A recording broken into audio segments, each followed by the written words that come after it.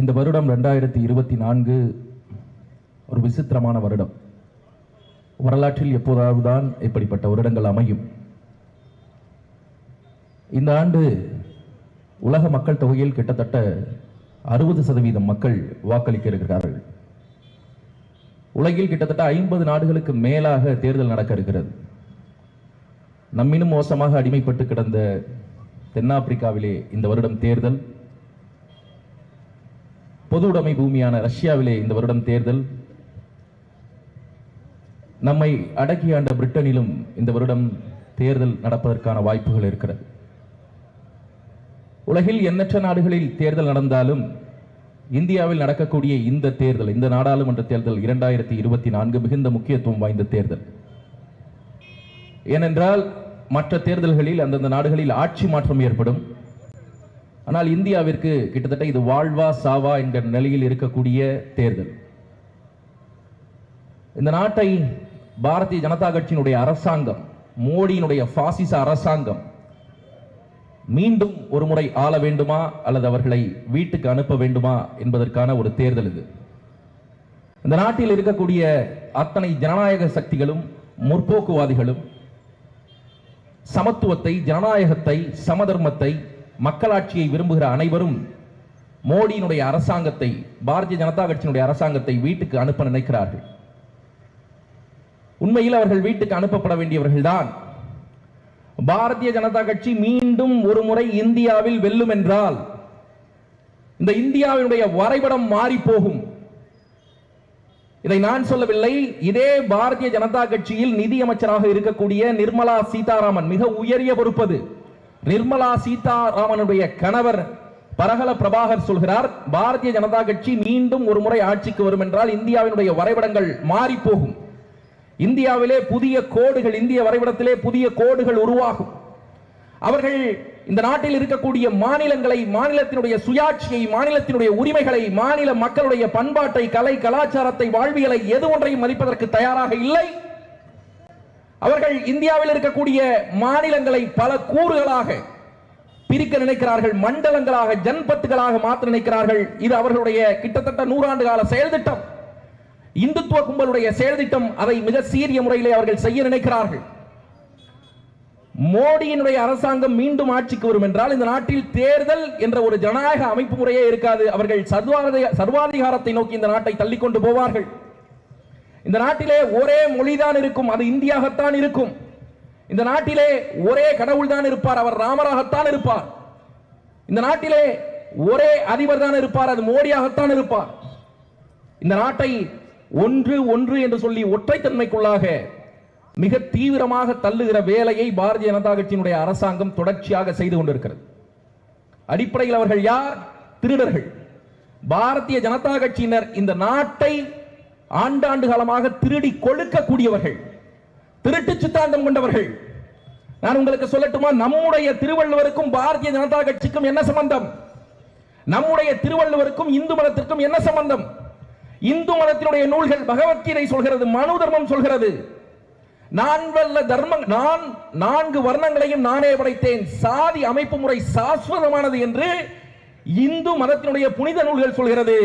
அந்த சம தர்மமற்ற கொள்கைக்கு எதிராக பிறப்புக்கும் எல்லா உயிர்க்கும் என்று உலகத்தில் பிறக்கக்கூடிய அனைவரும் சமம்தான் என்று எழுதப்பட்ட ஒரு நூல்தான் திருக்குறள்.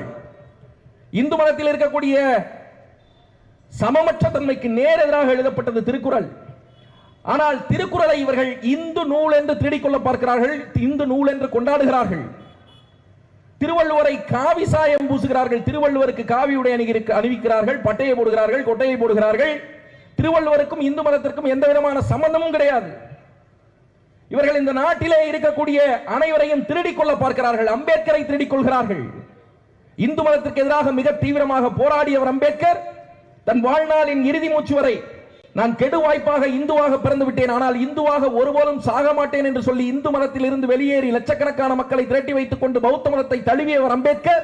தன் வாழ்நாளின் இறுதி மூச்சு வரை இந்து மதத்திற்கு எதிராக இருந்தவர். ஆனால் அவரை இந்த இந்துத்துவவாதிகள், இந்த பாசிசவாதிகள் தங்களுடைய லாப வேட்கைக்காக, ஓட்டு வங்கிக்காக தங்களுடைய துண்டு பிரசுரத்திலே போடுகிறார்கள். அம்பேத்கர் சிலைக்கு மாலை அணிவிக்கிறார்கள், மரியாதை செய்கிறார்கள். ஏன் அதை அவர்கள் பெரியாருக்கு செய்யவில்லை? அம்பேத்கரும் பெரியாரும் பூலேவும் இந்த நாட்டிற்குள்ளே பெண்ணடிமைத்தனத்திற்கு எதிராக போராடியவர்கள், சமதர்மத்திற்காக, சாதி எதிர்ப்பில் போராடியவர்கள், தீண்டாமை ஒழிப்பதற்காக போராடியவர்கள், மூட நம்பிக்கையை ஒழிப்பதற்காக போராடியவர்கள். இவர்கள் அனைவரும் ஒரே வரிசையில் இருப்பவர்கள் தான். ஆனால் இவர்கள் பெரியாரை தொடவில்லை, பூலேவை தொடவில்லை, அம்பேத்கரை தன்மையப்படுத்திக் கொள்ள பார்க்கிறார்கள் என்றால் அம்பேத்கருக்கு பின்னால் இருக்கக்கூடிய கோடிக்கணக்கான மக்களுடைய வாக்கு வங்கி அது இவர்களுக்கு தேவைப்படுகிறது. இவர்கள் பகத்சிங்கை திருடிக் கொண்டார்கள். பகத்சிங் அடிப்படையில் ஒரு சோஷலிஸ்ட், ஒரு பொதுவுடைமைவாதி. ஆனால் தன்னுடைய லாபத்திற்காக அந்த சோஷலிஸ்ட் 23 வயதில் மரணத்தை முத்தமிட்ட அந்த பெருமகனை நான் ஏன் நாத்திகன் ஆனேன் என்று சொல்லி எனக்கு கடவுள் மறுப்பு கொள்கை உண்டு என்று விளக்கி அதை புத்தகமாக எழுதிய பகத்சிங்கை, இந்து மதத்தை எதிர்த்த பகத்சிங்கை இவர்கள் தூக்கி கொண்டு வந்து திருடிக் கொள்கிறார்கள். தொடர்ச்சியாக திருடிக் கொள்கிறார்கள். இது ஒரு திருட்டு கூட்டம்.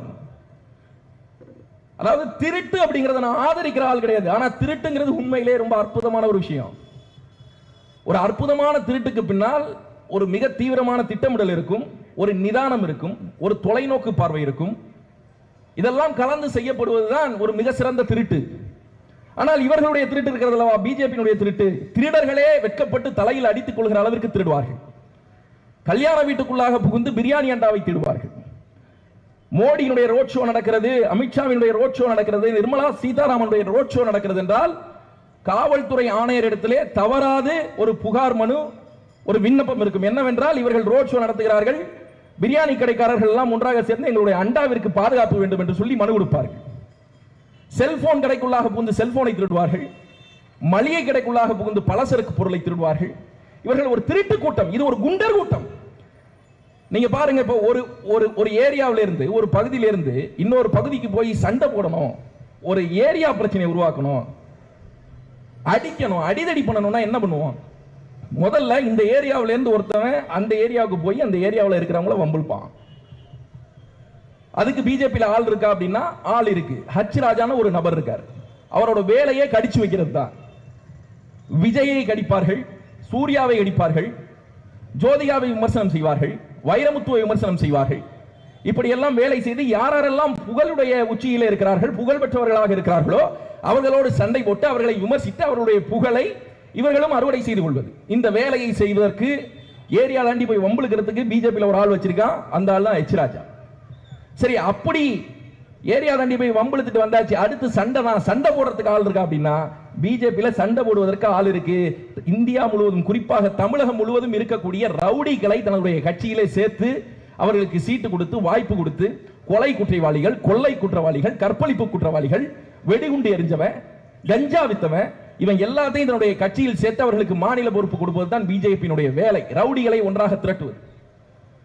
சரி, ஒன்றா திரட்டி ஒரு ஏரியாவில் போய் சண்டை போட்டோம், அடிதடி ஆகி போச்சு, போலீஸ் கேஸ் ஆகி போச்சு, டிபார்ட்மெண்ட்ல பேசுறதுக்கு ஆள் இருக்காங்கன்னா அதுக்கும் ஆள் வச்சிருக்காங்க. அதுதான் அண்ணாமலை. போலீஸ் ஆயிருந்தவர் டிபார்ட்மெண்ட்ல பேசி சமாதானப்படுத்துவார். அதுக்கடுத்து அதை தாண்டி அது கோர்ட்டு கேஸ்னு போகுதா, பிரச்சனை ஆகுதா, சாதகமா தீர்ப்பு வாங்க முடியுமா? தீர்ப்பு வாங்க முடியும். இந்த நாட்டினுடைய நீதித்துறையை பாஜக வாங்கி இருக்கிறது. அவர்களால் பாபர் மசூதியை இடித்து விட்டு இடிக்கவே இல்லை என்று சொல்லி, அதற்கும் அவர்களுக்கும் சம்பந்தமே இல்லை என்று சொல்லி தீர்ப்பு வாங்க முடியும் சாதகமாக. ஆக ஒரு ரவுடி கும்பலுக்கு என்னென்ன தகுதிகள் வேண்டுமோ, பிரச்சனை பண்றவனுக்கு என்னென்ன தகுதிகள் வேண்டுமோ, இந்த நாட்டில் ஐட்டக்காரனுக்கு என்னென்ன தகுதிகள் இருக்கணுமோ அத்தனை தகுதிகளும் பாரதிய ஜனதா கட்சிக்கு இருக்கிறது. அவர்கள் கட்சி அல்ல, அவர்கள் ஒரு கொள்ளை கூட்டம், அவர்கள் ரவுடிகளுடைய கூடாரம் தான் பிஜேபி. ஆக அவர்களை ஒழித்து கட்ட வேண்டிய தேவை, இந்தியாவை விட்டு அகற்ற வேண்டிய தேவை ஜனநாயக சக்திகளான நமக்கு உண்டு. பிஜேபியை அகற்ற வேண்டும் என்பதற்காக மதிப்பிற்குரியவர்களே, காங்கிரஸ் கூட்டணிக்கு, இந்தியா கூட்டணிக்கு நாங்கள் வாக்களிக்க வேண்டுமா என்று நீங்கள் கேட்டால் ஒருபோதும் தேவையில்லை, வாக்களிக்க ஒருபோதும் கூடாது.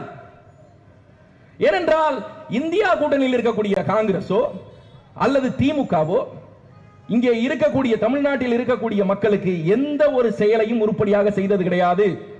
நாங்கள் மத்திய அரசோடு போராடுகிறோம், உரிமைகளுக்காக போராடுகிறோம் என்று பேசக்கூடிய இந்த திமுக ஆட்சியில் இருந்த 15 ஆண்டுகளுக்கு மேலாக, ஒன்றிய அரசோடு அமைச்சரவையில் இருந்த 15 ஆண்டுகளுக்கு மேலாக மாநிலங்களுக்கு தேவையான எந்த விதமான உரிமைகளையோ அதிகாரத்தையோ, இழந்துவிட்ட நிலப்பரப்பையோ, இழந்துவிட்ட உரிமைகளையோ இவர்கள் கேட்டு பெறவில்லை. சில நாட்களுக்கு முன்பாக கோயம்புத்தூரிலே கூட்டம் நடக்கிறது, பெரிய அளவிலான கூட்டம். ஸ்டாலின் பங்கேற்கிறார், ராகுல் காந்தியும் பங்கேற்கிறார். அண்ணன் தம்பி என்று கட்டிப்பிடித்துக் கொண்டு பாசமலை புரிகிறார்கள். அதிலே இங்கே இருக்கக்கூடிய ஊப்பிகளுக்கு பெருத்த சந்தோஷம். அவர்களால் அந்த கூட்டத்திற்கு வந்த மக்களுடைய எண்ணிக்கையை கணக்கிட முடியவில்லையாம். எத்தனை மக்கள் வந்தார்கள், இவ்வளவு கூட்டம் இருக்கிறது என்று பேசிக் கொண்டிருந்தார்கள். மிக எளிமையாக எத்தனை மக்கள் வந்தார்கள் என்பதை நாம் கண்டுபிடிக்க வேண்டும் என்றால், கொடுத்த மொத்த தொகை டிவைடட் பை 200 போட்டீங்கன்னா எத்தனை தலை வந்துச்சுன்னு தெரிஞ்சிடும். அவ்வளவுதான் அந்த கணக்கு. ஆக அந்த கூட்டத்திலே அதற்கு முன்பாக 2 நாட்களுக்கு முன்பாக கர்நாடகத்தினுடைய முதலமைச்சர் சித்தராமையா அவர்கள் பேசுகிறார்கள், துணை முதலமைச்சர் பேசுகிறார். காவிரியின் குறுக்காக மேகதாது அணை கட்டுவோம், தமிழகத்திற்கு ஒரு சொட்டு தண்ணீர் கூட தரமாட்டோம் என்று சொல்கிறார்கள். இவர்கள் யார்? இந்தியா கூட்டணியில் இருப்பவர்கள். ஸ்டாலின் அங்கம் வகிக்கிறாரே அதே கூட்டணியில் இருப்பவர்கள். காவிரி பிரச்சனை தமிழகத்தினுடைய வாழ்வாதார பிரச்சனை. 50 ஆண்டுகளுக்கு மேலாக இங்கே சிக்கல் நடந்து கொண்டிருக்கிறது. ஒவ்வொரு வருடமும் விவசாயிகள் இறக்கிறார்கள், எலிக்கறி தின்கிறார்கள். எங்களுடைய கட்சியில் எங்களுடைய அன்பு தம்பி விக்னேஷ் அவர்கள் காவிரியில் நதிநீர் வேண்டும் என்பதற்காக தீ குளித்து மாண்டு போயிருக்கிறார்கள், செத்து போயிருக்கிறார்கள். டெல்லியிலே விவசாயிகள் நிர்வாணமாக போராட்டம் நடத்துகிறார்கள் காவிரி பிரச்சனைகளுக்காக. அப்படிப்பட்ட ஒரு பிரச்சனை இருக்கிற போது உன் கூட்டணியில் இருக்கிற இன்னொரு மாநிலத்துடைய முதலமைச்சர் மேகதாதுவின் அணைக்கு குறுக்கே அணை கட்டுவேன், தமிழகத்திற்கு தண்ணீர் தர மாட்டேன் என்று பேசுகிற போது உண்மையிலேயே தைரியம் இருக்கக்கூடிய, உண்மையிலேயே ஆண்மை இருக்கக்கூடிய, உண்மையிலேயே தமிழ்நாட்டு மக்களை நேசிக்கக்கூடிய ஸ்டாலின் அதே கூட்டணியில் நான் இருக்கிறேன், என் கூட்டணியில் இருக்கக்கூடிய பக்கத்து மாநிலத்துடைய முதலமைச்சர் மேகதாது அணை கட்டுவேன் என்று பேசுகிறார். அது என் மக்களை வஞ்சிக்கிற வேலை.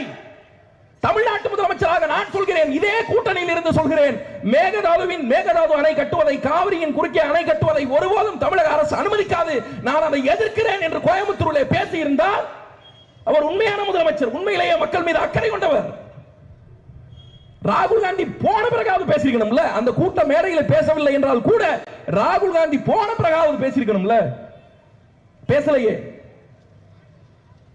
காங்கிரசினுடைய சிவகங்கை நாடாளுமன்றத்தினுடைய வேட்பாளர் கார்த்திக் சிதம்பரம், அவருடைய வீடியோக்கள்லாம் சமூக வலைதளங்களில் வைரல் ஆகுது. ஒரு பெரிய புனிதன் போல, பெரிய இன்டெலெக்சுவல் போல, பெரிய புத்திசாலி, அவர்தான் இந்த நாட்டில் ஜனநாயகத்தை காப்பாற்ற வந்தவர் போல அவர் மீது ஒரு பிம்பம் கட்டமைக்கப்படுகிறது. அவர் என்ன கேட்கிறார்? ₹1 வரியாக கொடுத்தால் தமிழ்நாட்டிற்கு 29 பைசா திரும்பி வருகிறது என்கிறார். உத்தரப்பிரதேசத்துக்கு ₹2.73 திரும்பி போகிறது என்கிறார். அதாவது ₹1.73 உத்தரப்பிரதேசத்திற்கு அதிகமாக கிடைக்கிறது என்று சொல்கிறார். தமிழகத்திற்கு 29 பைசா தான் கிடைக்கிறது என்று சொல்கிறார். அவர் சொல்வது நியாயமா என்றால் நியாயம்தான், அது தவறா என்றால் அது தவறுதான். தமிழ்நாடு வஞ்சிக்கப்படுகிறதா என்றால் வஞ்சிக்கப்படுகிறது தான். நிதி பகிர்மானம் குறைவாக இருக்கிறதா என்றால் குறைவாக இருக்கிறது தான், அதை செய்யக்கூடாதுதான். ஆனால் அதை பேசுவதற்கு கார்த்திக் சிதம்பரத்திற்கு, காங்கிரசுக்கு எந்த விதமான அருகதையும் கிடையாது. ஏனென்றால் காங்கிரஸ் ஒரு தேசிய கட்சி. உத்தரப்பிரதேசத்துக்கு ₹2.73 பணம் நிதி பகிர்மானமாக போகிறது என்றால் அதே உத்தரப்பிரதேசத்திலே காங்கிரஸ் கட்சி இருக்கிறதா இல்லையா? இந்தியாவில் மோடியுடைய அரசாங்கம், பாஜகவினுடைய அரசாங்கம், பாஜகவினுடைய கூட்டணி கட்சிகள் ஆளக்கூடிய முதன்மையான 5 மாநிலங்களுக்கு அதிகமாக மத்திய அரசால் நிதி பகிர்ந்து கொடுக்கப்படுகிறது என்றால் இந்த 5 மாநிலங்களிலும் காங்கிரஸ் கட்சி இருக்கிறதா இல்லையா? காங்கிரஸ் கட்சி இருக்கிறது. உண்மையிலேயே நீ தமிழ்நாட்டு மக்கள் மீது அக்கறை கொண்டிருப்பீர்கள் என்றால், உண்மையிலேயே இந்த தேசத்தில் இருக்கக்கூடிய எல்லா மாநில மக்களையும் நீங்கள் சமமாக நடத்துவீர்கள் என்றால், அவர்களுக்கு சமமான நிதி பங்கிடப்பட்டு கொடுக்க வேண்டும் என்று நீங்கள் நினைத்திருந்தால், காங்கிரஸ் கட்சியினுடைய வேட்பாளர் கார்த்திக் சிதம்பரம் இங்கே பேசுகிற இதே பேச்சை உத்தரப்பிரதேசத்தில் ஏதாவது ஒரு காங்கிரஸ்காரன் பேசினானா தமிழகம் வஞ்சிக்கப்படுகிறது,